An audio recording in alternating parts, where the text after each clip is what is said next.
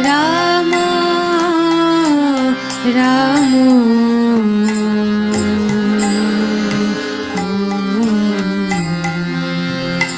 Hare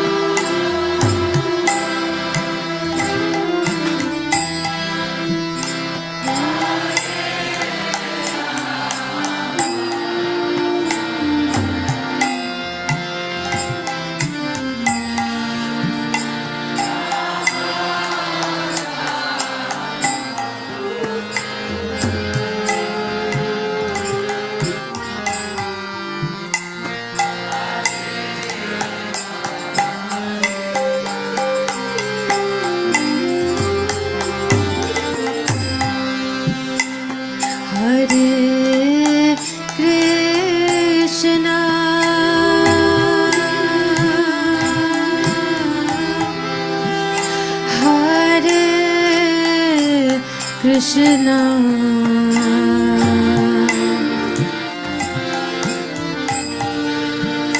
Krishna Krishna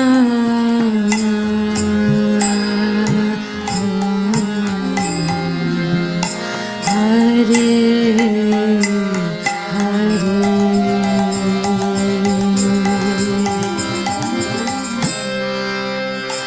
Hare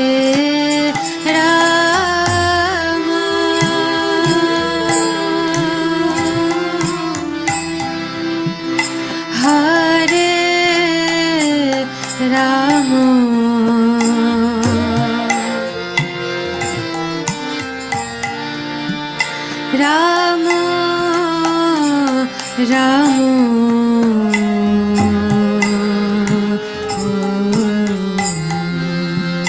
Hare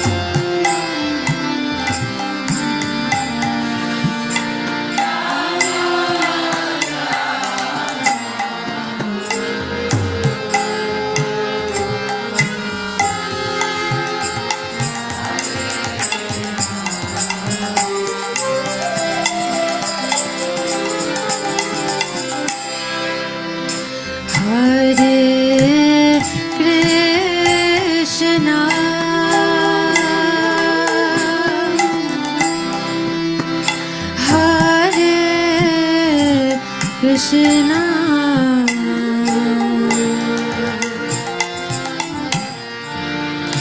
Krishna Krishna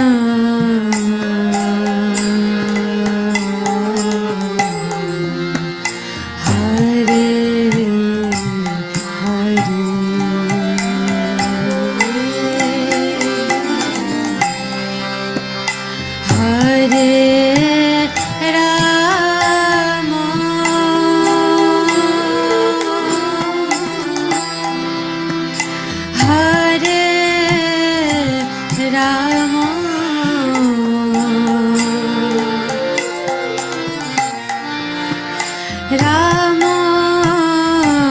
Rama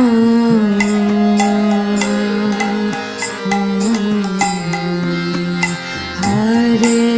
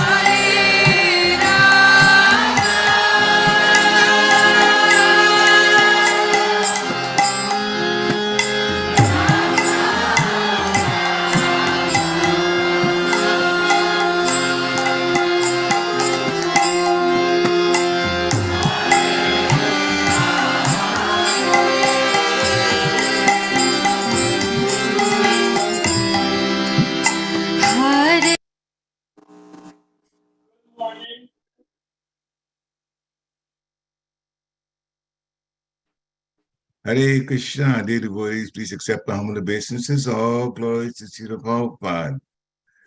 Welcome to the morning Bhagavatam class. This morning's class will be given by His Grace Haryashna Prabhu from ISKCON, Philadelphia. And it's on Bhagavatam, Canto 1, Chapter 13, Text 41. Hare Krishna Prabhu, please accept my humble obeisances. All glories to Srila Prabhupada. And I apologize, a little bit crazy here this morning, trying to do too many things at one time. Yeah, right. But here I am. For what it's worth, apologize for the delay. Please go ahead and start the class. The chanting that you guys have on in the mornings, yeah, it's so chilling. While I'm waiting, the chanting that you're usually playing is so amazing to me. Well, it's by the mercy of the daughters, especially the first one who knows how to contact. She's the expert. And they sing songs similar in pace and bhajans like that. So then they know where these places are to go on online and somehow to get these songs. Me and Drone have to come down there. It's just too beautiful. Anyway. Yeah, very meditative. Obeisances to all the devotees. Yay. Let's get started. Jayara Madhava Kunja Bihari Gopi Janavalabha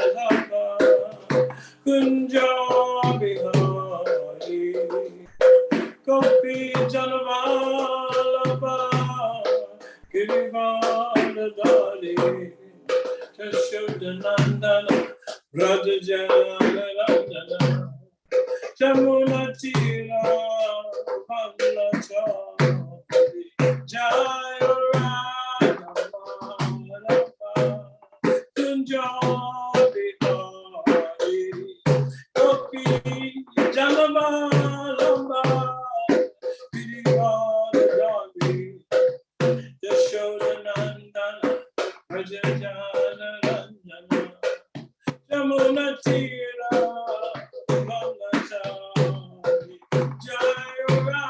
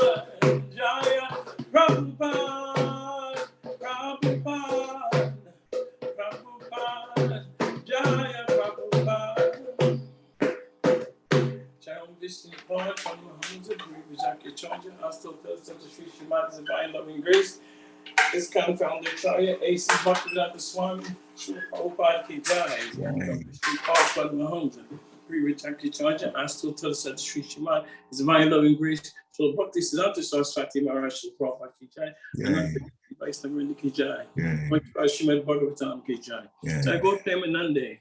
Hari Hari Bo. All glories to simple devotees, all glories to simple devotees, all glories to simple devotees, all glories to the Lotus feet of Sri Guru and Sri Guru. Jai Srila Prabhupada. So, I guess we'll get started. Om Namo Bhagavate Vasudevaya. Om Namo Bhagavate Vasudevaya. Om Namo Bhagavate Vasudevaya. So we're reading from Srimad Bhagavatam, Canto 1, Chapter 13, verse 41. Dhritarashtra quits home. Nada Uvacha Mam Kachana Sucho Rajan Yad Ishvara Vasham Jagat Ukasapala Yashime Bahanti Balim Ishitum Sa Samyuk Nakti Bhutani Sa Eva Vyuk Nakti Cha Nada Uvacha Ma Kanchana Sucho Rajan Yad Ishvara Vasham Jagat Lokasapala Yashime Ahanti Balim Isitu Sa Samyu Nakti Bhutani Saeva Vinun Nakti Cha Nada Uvacha Ma Kachana Sucho Rajan Yad Ishvara Vasham Jagat Lokasapala Yashime Vahanti Balim Isitu Sa Samyuk Nati Bhutani Sa Eva Vyuk Nati Cha. I'm not good at tune. Can we repeat the Sanskrit verse also? Is that okay? Sure I can. Okay, so Mother Gita. Narado Vacha Ma Kanchana Shucho Rajan Yad Ishvara Vasham Jagat Loka Sapala Yasyeme Vahanti Balim Ishituhu Sa Samyunakti Bhutani Sa Eva Viyunakti Cha. Nada Uvacha Narado Vacha Ma Kanchana Suchorajan Yad Ishvara Vacham Jagat Loka Sapala Yashime Vahanti Balim Ishitu Sa Samyunati Bhutani Sa Eva Vyunakti Cha. Hare Krishna. Anyone else? Anyone else?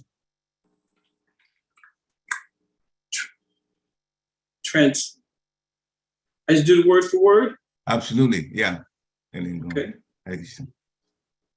Narada Uvacha, Narada said, Mom, never, Kachana. By all means, Sucha, do not lament Rajan, O king, yet because Ishvara Vasham, under the control of the Supreme Lord, Jagat, world, Loka, all living beings, Sapala, including their leaders, Shasha, Uz, Ime, all these, Ahanti, do bear, Balim, means of worship, Isitu, were being protected, Sa, he, Sam Yun Nakti, gets together, Utani, all living beings, Sa, he, Eva, also, Yun Nakti, disperses, Cha, and. Translation, Sri Narada said, O pious king, do not lament for anyone, for everyone is under the control of the Supreme Lord. Therefore, all living beings and their leaders carry on worship to be well protected. It is he only who brings them together and disperses them. So sweet. Purport by His Divine Lord Grace Srila Prabhupada. Every living being, either in this material world or in the spiritual world, is under the control of the Supreme Lord, the personality of Godhead.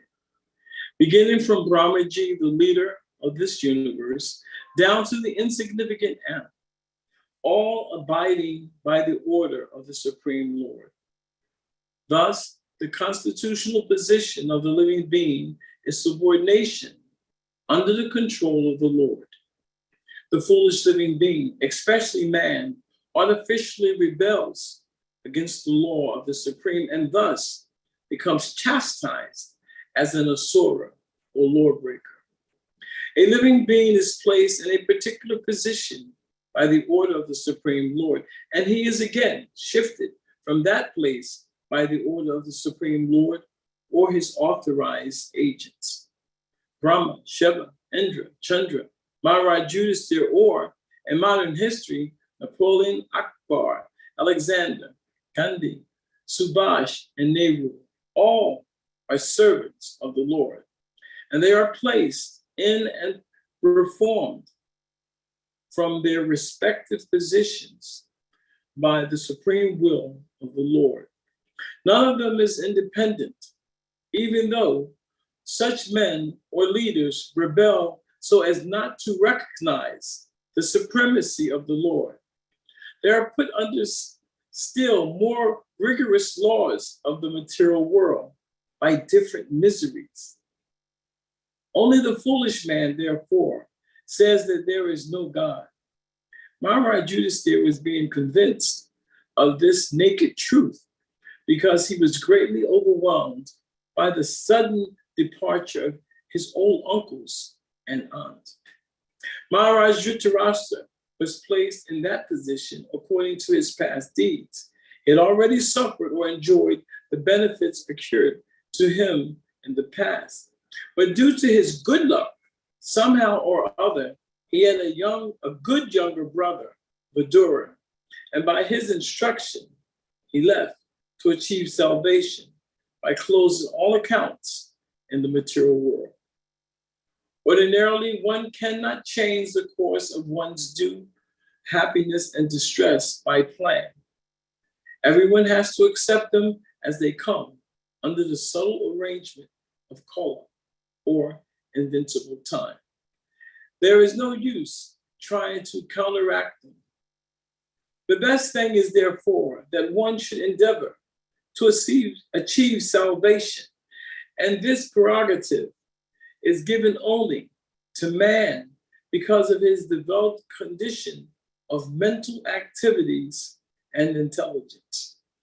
Only for man are there different Vedic instructions for attainment of salvation during the human form of existence. One who misuses this opportunity of advanced intelligence is verily condemned and put into different types of miseries, either in this present life or in the future. That is the way the Supreme controls everyone. Nama Om Vishnu Padaya Krishna Prestaya Bhutale Shrimati Sattvarupadas Goswami Itinamane Sattvarupa Vidanvande Vinitam Sadabhushan Bhakti Kanta Naipunyam Bhakti Shikshita Nama Om Vishnu Padaya Krishna Prestaya Bhutale Shrimati Bhakti Vedanta Swami Itinamane Namaste Sarasvati Devi Gaurvani Vichorne Virishesha Srinivani Paschat Nidesatarane. Again, the verse Sri Narada said, O pious king, do not lament for anyone, for everyone is under the control of the Supreme Lord. Therefore, all living beings and their leaders carry on worship to be well protected. It is he only who brings them together and disperses them. So it's a very, very nice translation and purport. Here, you've been here all these days and weeks, so you're familiar with the storyline. But oftentimes, we have to empathize. Empathy is so important because when we reflect and put ourselves in the position of the devotee King Maharaj Yudhisthira, he was just so overwhelmed. The fact that he couldn't find his aunt and uncle, according to him, who had been so kind to him, who had given him such protection. Even as a young boy, when Maharaj Pandu, when their father had passed, Dhritarashtra took care of them. They were in his kingdom, under his care. And Yudhisthira being the kind, compassionate person he is, he doesn't see the fault, he sees the good. And he's thinking, where are they? Where's that one, my aesthetic aunt? Where are my uncles? And Sanjaya, as we know from the excitement of Bhagavad Gita, Sanjaya, with that mystic television in his heart, he's telling Dhritarashtra what's going on the battlefield. And Maharaj Yudhisthira goes to Sanjaya, and Sanjaya can't even speak. He's full of lamentation because his master has gone also. So in this perplexed situation, naturally, here comes Narada Muni. And Narada begins to speak. And here Narada is speaking to Yudhisthira and his brothers, and he's explaining, do not lament for anyone. Everyone is under the control of the Supreme Lord. Not a great blade of grass moves without the sanction of the Supreme. So here, in this purport, Srila Prabhupada has given the nicest lecture right in the purport. It appears that every line or so, Srila Prabhupada is telling us everything. We just have to pay attention to what Srila Prabhupada is saying himself. And he starts off with explaining the position of the Supreme Lord. The Supreme Lord he is the Supreme Controller. He's the controller, he's the cause of all causes. Constitutionally, that's who he is. And the Amsas, the living entities, we're eternally his servants. And we're under one of his energies, either under his internal potency or his external potency. Either way, we're going to be controlled by him. That's his position, that's our position. So that's the first clarity that's there. And so, and the opening Prabhupada says, every living being, either in this material world or in the spiritual world, is under the control of the Supreme Lord, the personality of Godhead. Ishvara Parama Krishna, Satchit Ananda, Vigraha, Anadi Govinda, Sarvakarna Karna. You know that Krishna is known as Govinda. He's the Supreme Personality of Godhead. He's eternal, blissful, spiritual body. He's the origin of all. There's no other origin other than him. And what is he? He's the cause of all causes. So right there, everything, the real control is coming from Krishna. And Krishna expands himself and his energies.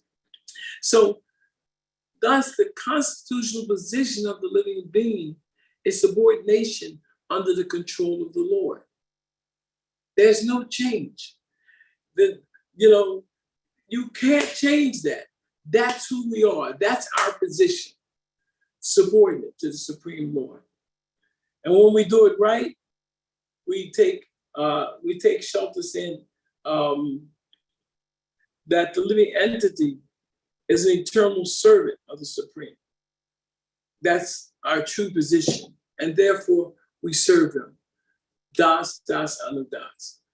But in the other way, we decide that Prabhupada said that we have this rebellious nature. And that rebellious nature just lets us misuse that sweetness that Krishna gave. Krishna gave us minute, really tiny independence. And that independence, when used properly, gives us the ability to say, Krishna, I love you. I want to serve you. Oh, I adore you. Let me hear more about you. And we begin to glorify. Proper use of independence is that we use it up just serving and loving Krishna. But when we misuse that independence, we become a little rebellious. Therefore, Krishna says, okay, and he continues to control us. So, again, I love what Prabhupada says. He says the foolish living being, especially man, artificially rebels against the law of the Supreme and thus becomes chastised as an asura or lord breaker. So right through these sentences, we're seeing the plight of the living entity. And he specifically called out the human form of life, all of us. Even though our bodies change, there's grass, there's an animal. Everybody is, everyone is a servant of the Supreme. Everyone. The reason that the distinction is made in the human form of life, because here comes the responsibility. Because only in the pure human form of life can we make such distinction as to decide, I want you, Krishna, I don't want you, Maya. Only in the human form of life do we make that inquiry. Who are you? What's he all about? What's the purpose of my life? So the human form of life, as I always say, when properly used, is a benediction. But when we misuse it, we are chastised by becoming, atheistic or sores, demons. And this is the chastisement for the living entity. The living being placed in a particular position by the order of the Supreme Lord, and he is again shifted from that place by the order of the Supreme Lord or his authorized agents. So we go from one body to another, 8,400,000 species of life. This human form is just one of them. But it's the topmost form. But in this human form, we can do some serious recovery. We keeping in mind of the constitutional position of the living entity. So in the human form of life, we can use that to our advantage. But the Lord has himself, but he also has his different controllers.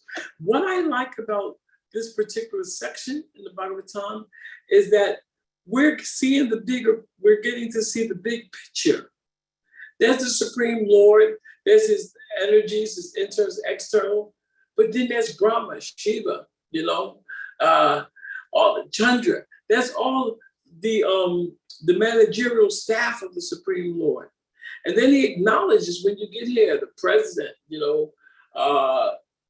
and as he's explaining, all these different men in charge. But as is explained earlier, in the Gita, that the heads of all states, of all planets, want to impart this knowledge, into the citizens to protect them from the onslaught of bondage to lust. So leaders, although they're in charge, they have a responsibility. And if if they adhere to the instructions of the scriptures, if they listen to the Brahmanas, if they serve the Supreme Lord, then the balance becomes so wonderful. But when they don't do that, then not only do they suffer, but the entire society begins to suffer. And if God consciousness is not present, if the principles to gradually elevate our consciousness, if the proper habits aren't installed, then automatically the external energy begins to act upon us. And those kleshas begin to punish us. Adiyatmika, Adidaivika, Adibodhi. We begin to experience miseries caused from our own body and mind. From natural catastrophes, it's another Katrina, it's another hurricane, another drought. On the east, on the west coast, they can't get water properly. Everything's burning up, But what is happening? Is this coincidental? No. The laws of nature, very stringent and cool.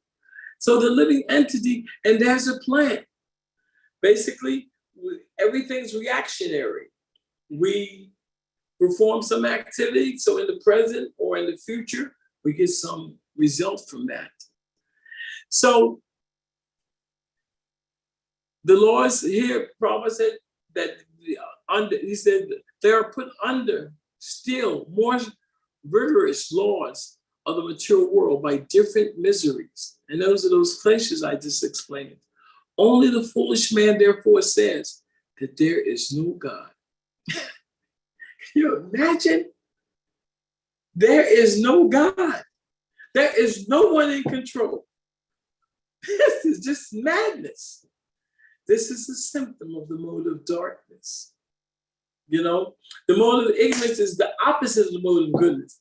The mode of goodness, a man can understand what a thing is and what should be done. The mode of ignorance, he takes what shouldn't be done to be what should be done. It's completely topsy-turvy, you know, because the man of ignorance, he just cannot see a thing as it is. And instead of becoming enlightened and enlivened and using the human form of life properly for purification, austerity, and ultimately to reach salvation, he's just addicted to intoxicants, sleep, you know, he's dejected. So this is the nature of the living entity. But Srila Prabhupada said, Maharaj Judas there was being convinced of this naked truth. It's just right out there, because he was greatly overwhelmed by the sudden departure of his uncles and aunt. And so Prabhupada makes the point that Dhritarashtra was fortunate. He had good luck. His good luck was that his little brother, his younger brother was amazing. Vidura. And Vidura said, you know, what are you doing here? You're sitting in a house of those that you tried to kill, you just had them put into a house of burning wax, a house of lack. I mean, all your sons look, what are you doing? Taking the things from Bhima. Bhima killed all your sons and your two favorite sons. You're just trying to enjoy. You're sucking up the energy here. What are you doing? Your teeth are becoming loose and rotten. Your hearing's bad. Your vision's bad. Get out of here. What are you doing? Just trying to sit here. It's embarrassing, you know? And so his younger brother, as Krishna spoke to Arjuna on the basis of scripture, but sometimes Krishna told Arjuna, where from have these unmanly sentiments arisen? This isn't expected of a man who knows the value of life. It's not going to lead you to higher plans, it's going to lead you to infamy. So sometimes he spoke to him as a warrior to arouse that Kshatriya spirit within him.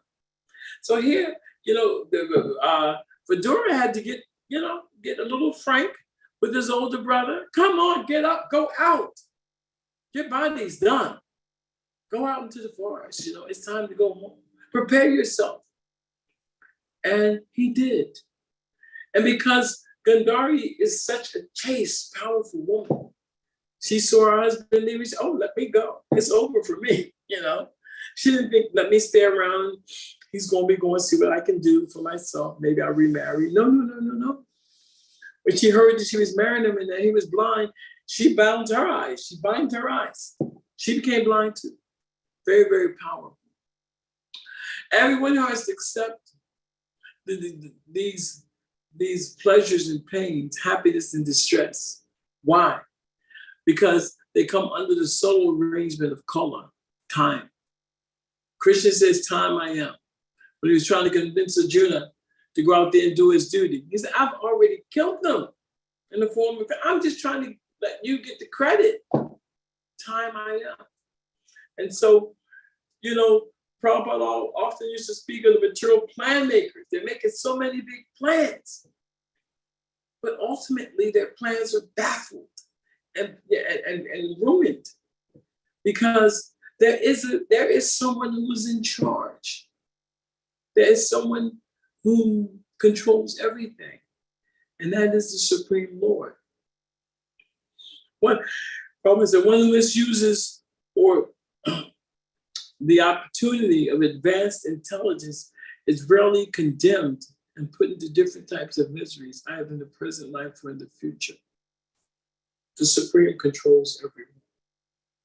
So it's fun because the subtlety is that although in these pages of Srimad Bhagavatam, a clear description is given about the plight of the living entity and how if he misuses it, he's going to suffer. And no matter how much we try to find pleasure, when pain is supposed to come, you don't even have to open the door. The door opens itself. Pain is waiting there for you. So this is It's the ABCs. It's the clear understanding that we all have. And even as devotees, we understand this to a certain extent. Still, we go on, living our lives as if, oh, this will make me happy. I don't like that. This I like. You know, my job is giving me a raise. We can afford a better place than we have. Let's find a better house, let's get it moving to a better community. Let's do some nice things. Let's preach Krishna consciousness. How far is that better community away from the devotee association? How important is that nice house if I can't be close to those people that I just see them and I remember Krishna? What to speak of if I open up my ears and I hear from them? Devotees want to talk about Krishna.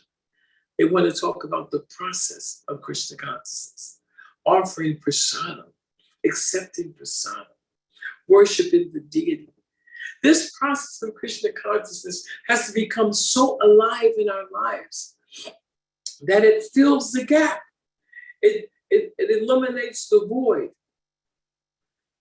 Happiness, I always say this, I may sound redundant, you know, pleasure or happiness and contentment. Contentment and joy are the two components that we all want in life. You want happiness, but you want peace. Because no matter what you have, if you have a ton of money, if you have great opportunities, a palatial building, you need happiness and you need peace. So this peace and happiness, it comes from being connected with the Supreme. Nasti buddhya yuktasya na yuktasya bhavana. One who's not connected with the Supreme and Krishna consciousness can have neither transcendental intelligence above the mundane sphere, or steady mind, chanchalam hemana Krishna. That mind is usually restless, turbulent, obstinate, and very strong. And to subdue it seems more difficult to control the wind. Without which there's no possibility of peace. And how can there be happiness without any peace? So therefore, happiness, contentment, and peace, joy and peace are the things that we really require to move on. And this only comes from being connected with the Supreme. And to the extent that we keep mixing other things in there, then our devotional service is mixed. And it's okay because gradually we don't become pure devotees overnight. Some people, like, I'm here, we don't become pure devotees this lifetime. But we keep trying. And it's our right to work to become a pure soul. Why? Because then Krishna can really use you. And your consciousness, Krishna says, becomes like mine. When your consciousness is passed out of the dense darkness of illusion, you become indifferent to all you've heard and understood. So this change of consciousness is simply called Krishna consciousness. It's an awareness of Krishna, awareness of the relationship. This makes us happy. It doesn't matter if we're not big, super advanced. But if we just adhere to the simple process, then peace and joy will be in our lives. And we don't have to make big plans because there is a plan laid out for us. The plan is Jiva Supahoy Krishnari Nityas, for eternal service of Krishna under the direction of the spiritual master or his representative. We just keep moving. And sometimes we're given more free will, more independence to make decisions on our own. It means you're doing okay. From the perspective of your guru or your teachers, you're doing okay. Just keep going. You make some decisions. We trust you now. But that means along with so-called independence comes responsibility. You're responsible to adhere to the instructions of the Supreme. And so we try to do that. Therefore, when the end of life comes for us, there's no perplexity.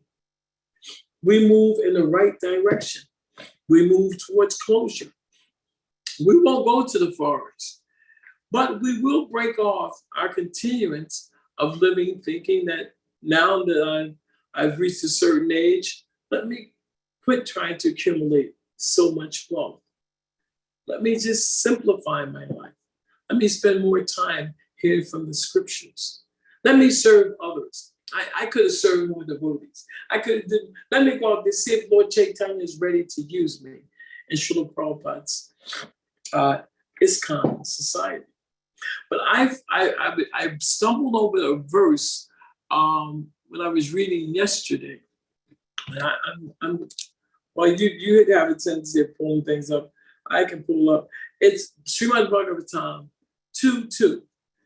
And I saw that verse and I thought about this class. So I'm going to go there. You know, I'm so challenged with the computers and everything, but that's okay. I'm getting better. Okay, so this is Join the club. You say what? Join the club. No, you know how bad I am. I can't even get online. So the Lord in the heart. And so Shukadeva Goswami is speaking to Maharaj Pariksit. So I'll tell you this here. It's a little long, but it's so sweet. The way of presentation of the Vedic sounds is so bewildering that it directs the intelligence of the people to meaningless things like the heavenly kingdoms. The conditioned souls hover in dreams of such heavenly illusory pleasures, but actually they do not relish any tangible happiness in such places. Woo! Purport. The conditioned soul is always engaged in laying out plans for happiness within the material world, even up to the end of the universal limit. He's not even satisfied with available amenities on this planet Earth, where he has exploited the resources of nature to the best of his ability. He wants to go to the moon or the planet Venus to exploit resources there. But the Lord has warned us in the Bhagavad Gita 8:16 about the worthlessness of all the innumerable planets of this universe, as well as those planets within other systems. There are innumerable universes and also innumerable planets in each of them, but none of them is immune to the chief miseries of material existence, namely the pangs of birth, the pangs of death, the pangs of old age, and the pangs of disease. The Lord says that even the topmost planet, known as Brahmalok or Satyalok, and what to speak of other planets, like the heavenly planets, is not a happy land for residential purposes due to the presence of material pangs, as above mentioned. Conditioned souls are strictly under the laws of fruitive activities, and as such, they sometimes go up to Brahmalok and again come down to Patalalok, as if they were unintelligent children on a merry-go-round. The real happiness is in the kingdom of God, where no one has to undergo the pangs of material existence. Therefore, the Vedic ways of fruitive activities for the living entities are misleading. One thinks of a superior way of life in this country or that, or in this planet or another, but nowhere in the material world can he fulfill his real desire of life, namely eternal life, full intelligence, and complete bliss.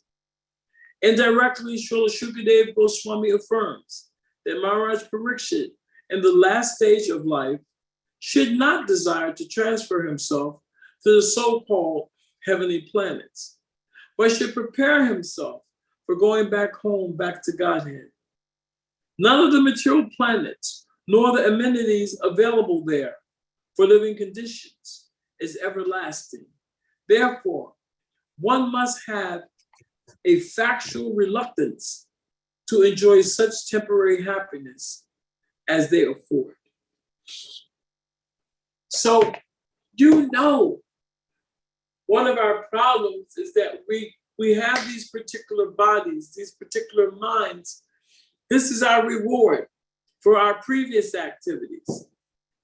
And we're born in a place where the mode of passion is pumped up. The mode of passion is so much on steroids that's really actively like the mode of ignorance.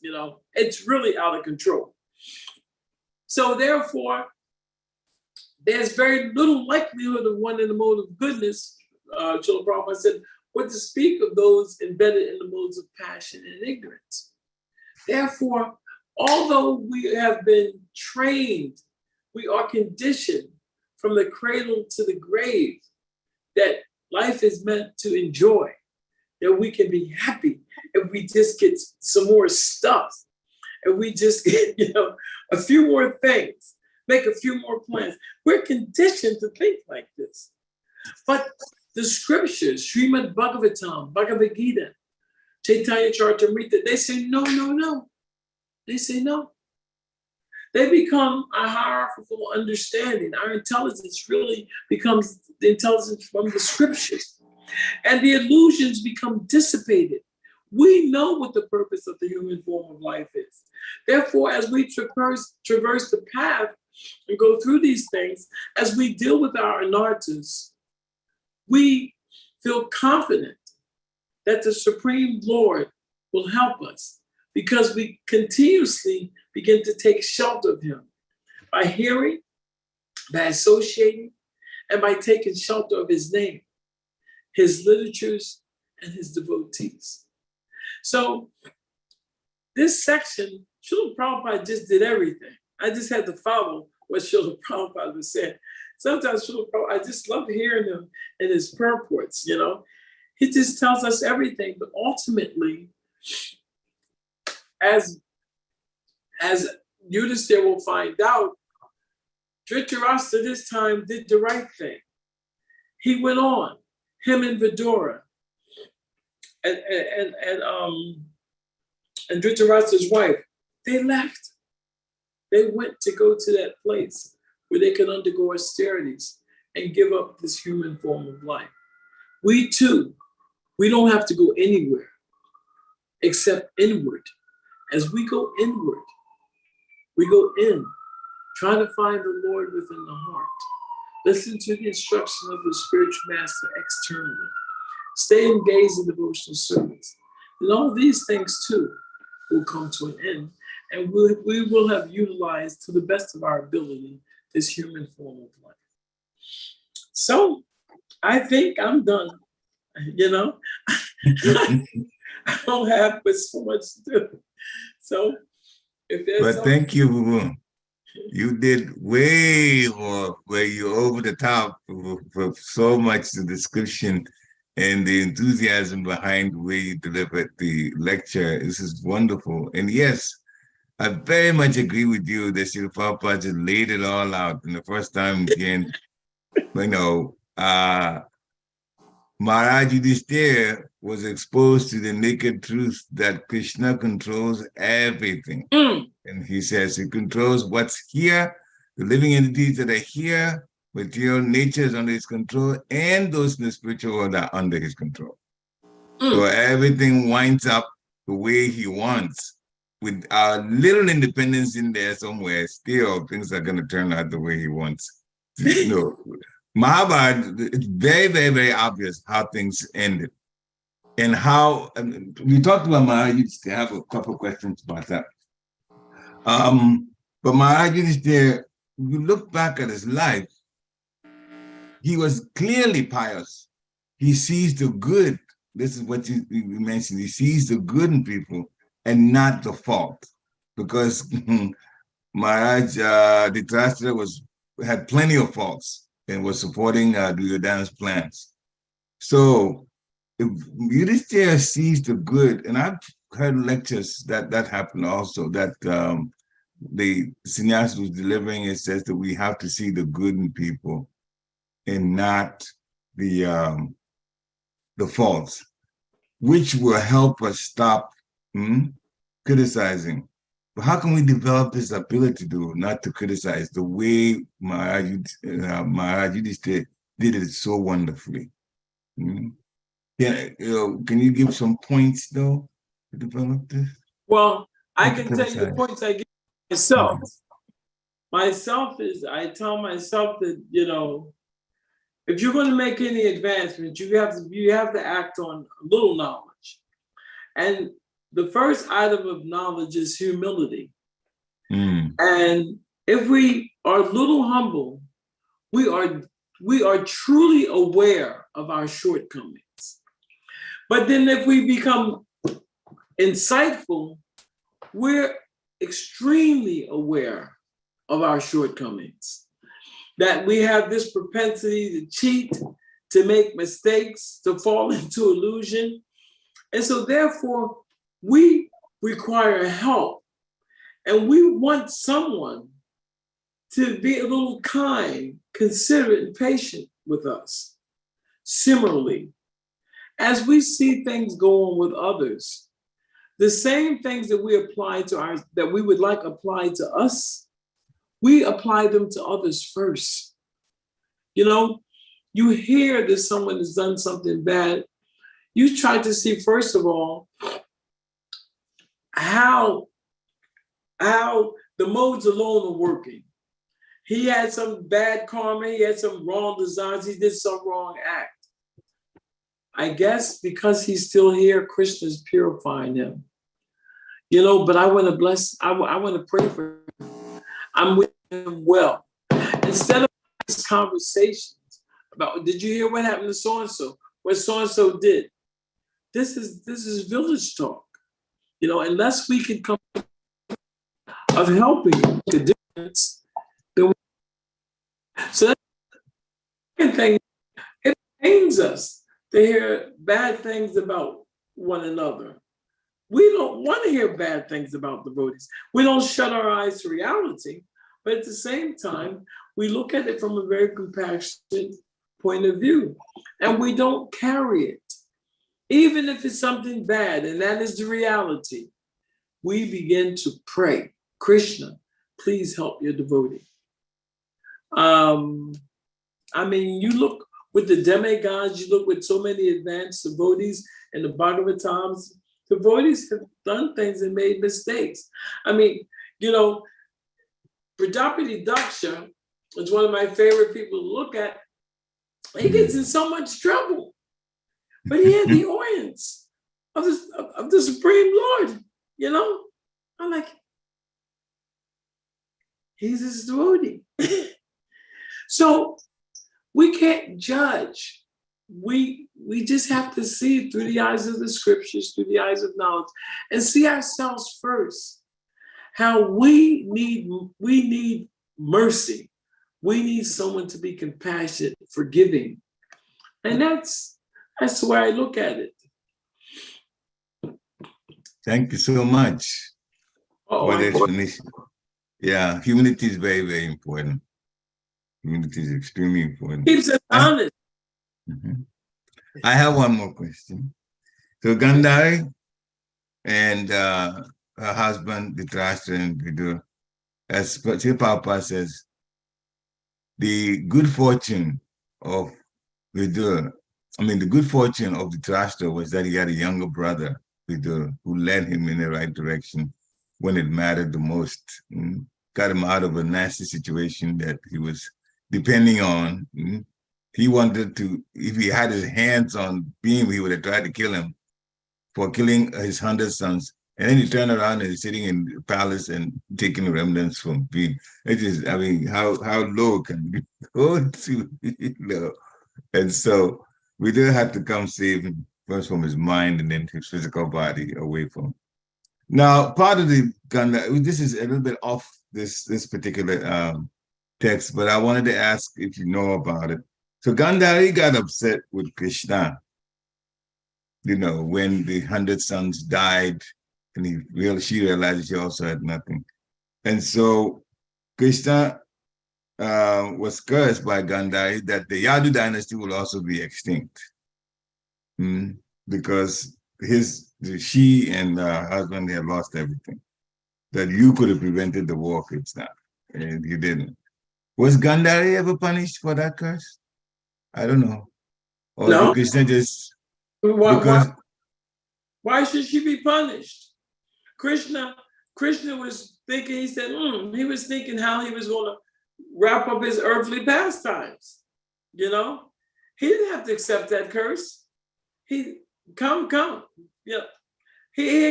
it. He accepted that. This was a lot of these things were arrangements. So many things were arrangements by the Supreme Lord, as we've heard about this purport. The Lord is everything is under. He's the cause of all causes. Everything is under His direction. So there's not a separate. And especially when it comes to Krishna's pastimes. Krishna said he was thinking. But Gandhari knows that Krishna wanted that war to take place. He knows that he wanted her sons wiped out. And it's true, Yeah.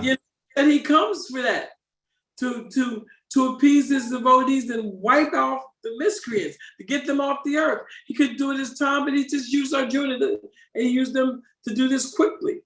Look how Bhima was used, wiping out all them sons. So Krishna orchestrated it, and she knew it. Why did she have to be forgiven? Krishna said, I was just wondering how I was going to. I'll accept that curse. I'll accept that curse. Okay. Thank you very much for explaining it from that standpoint. And that's as you were talking about, going through the answering it, I was also thinking about the fact that Duryodhana went to his mother Gandhari, the same Gandhari, and wanted blessings to be successful in the Kurukshetra war, and Gandhari did not give it to him. So that also shows that Gandhari knew that they were in the wrong. And of course, so many times she tried to convince her husband, listen, give the Indraprastha back to these people. We've done so much wrong to them. And so, they deserve what they got in one sense. How Krishna, Gandhari knew, she told Duryodhana to come see her, but to be naked. She said, I'm going to give you an invincible glance. You come see me, but don't wear gumshoe, be naked. Krishna said, what are you doing? I have to go see my mother. My mother told me, just come, man, put something over you, cover yourself. Like that. And when she opened her eyes, there was the gumshoe. What is this? I told you to come naked. But Krishna told me to put the gumshoe. He has tricked you. Because she gave an invincible glance. Now he can be, from his waist to his thighs, he's vulnerable. And what did Krishna or Bhima, So it's, this is all arrangements. This is providence. Yeah. And Gandhari knew it, that Krishna was the orchestrator, and Krishna knew he was orchestrating. That's fine. I think our wife Ansuya wants to come in. Hare Krishna, Prabhu, please accept my humble obeisances of Shishra Prabhupada. Praise Prabhu. How are you, Prabhu? I think I'm okay. Excited. Prabhu, your classes are always exciting and so enthusiastic. And I love your classes. Thank you so much for a wonderful class, Prabhu. Prabhu, I have a question that you briefly mentioned in your class just now, and I would like to request if you could shed some more light on it. And you used this phrase, independence comes responsibility. Can you speak more about that, Prabhu, please? Yeah. There's no such thing as independence. Independence is the supreme, is Krishna. Only Krishna is Swarat. But we have minute independence, and it's a gift from Krishna.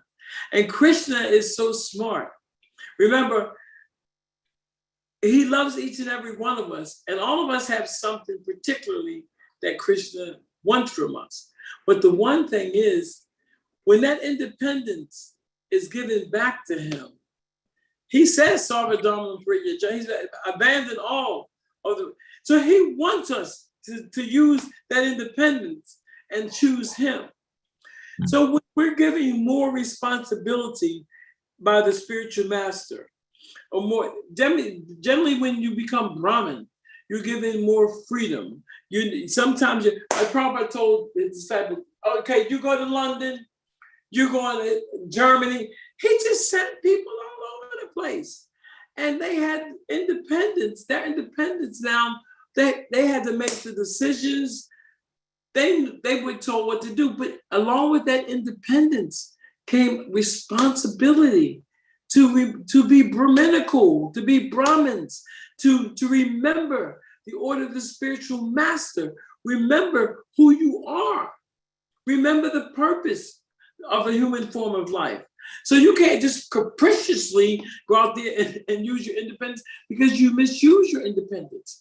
Therefore, I always say, along with extended independence comes responsibility to use it properly in the service of the Supreme Lord, under the direction.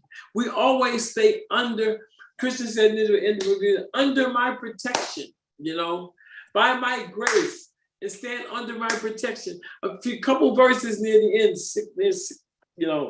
if you remain conscious of me, you will be able to cross over all the obstacles of life by my grace. And there's two other verses he says, under my protection. So that's why we keep that independence in Krishna's direction, because as long as we use it properly, as long as we stay responsible, then we're under Krishna's protection. When we're irresponsible, if you disregard these teachings and not adhere to my instructions, then you will be lost. It's a blade. That sword can either anoint you on the head or cut your throat. So that's why I say that, Mother. Thank you so much, Prabhu. Thank you. That was really amazing. Thank you so much. Thank you. Okay. We're done. Thank you so much for such a wonderful. I'll have my husband handle it since he was hosting the class. So thank you very much, Prabhu, for giving us an exciting way to start our day. It's always through Krishna that things work wonderful. I just read the lines. Prabhupada was saying everything. You see? Yeah, and it's nice to be reminded to see the Prabhupada, but adding your enthusiasm to it is wonderful, even more wonderful. It takes you to a whole different level, and it starts our day right. The connect to Krishna is the supreme controller, and he says, just submit to me. You surrender to me, that's it. You'll be in the right direction. So thank you, and we look forward to having another opportunity when the time comes to have an exciting lecture from you.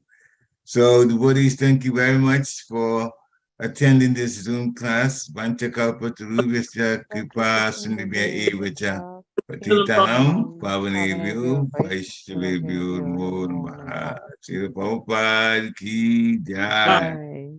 Hare Krishna. Hare Krishna. Hare Krishna. God, Srila Prabhupada. Hare Krishna.